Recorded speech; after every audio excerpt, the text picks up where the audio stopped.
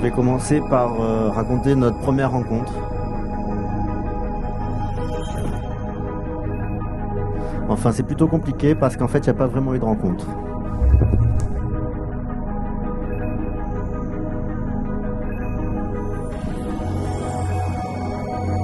Tu as décidé de quitter le bar où je te rejoignais dès que tu m'as aperçu. Pas un mot, pas un regard, juste une fuite immédiate. Je décidais de m'éclipser. Pour moi, ce premier rendez-vous était prématuré.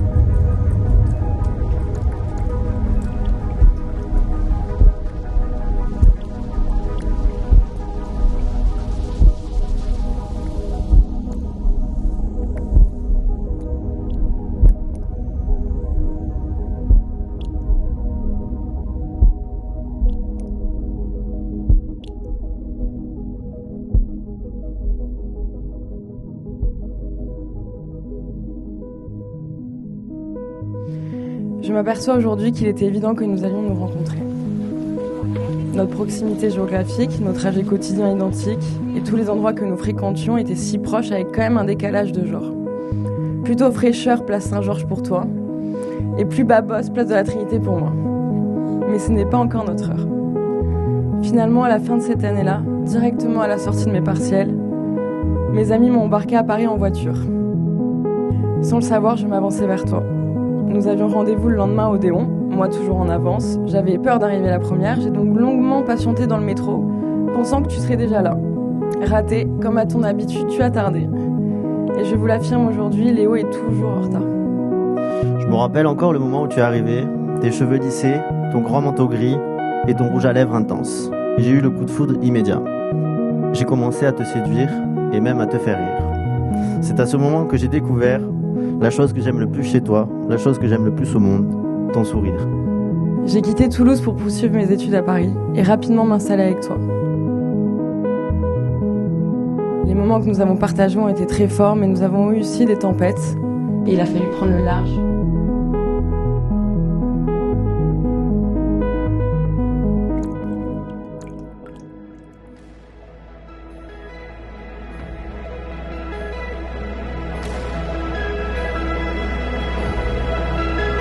Je pense aussi à nos retrouvailles à Minorque.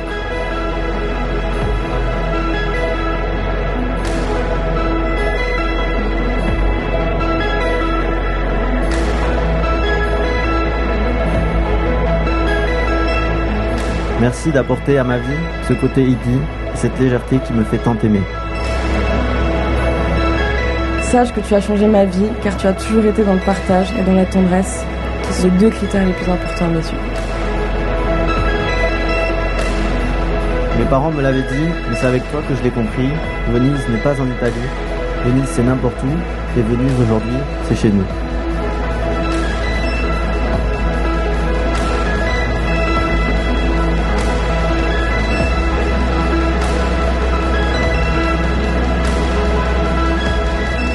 Aujourd'hui, ce n'est pas un ami qu'on marie, c'en est bien deux. Vivez, ne regrettez rien, soyez heureux, ne regardez pas trop loin, profitez du moment présent, kiffez comme vous le savez si bien le faire, la vie est trop courte.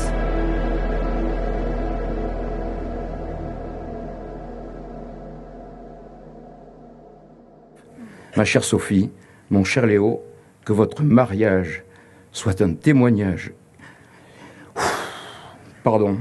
éclatant du pouvoir du destin et de l'amour que vous vous portez aujourd'hui devant cette assemblée. Merci.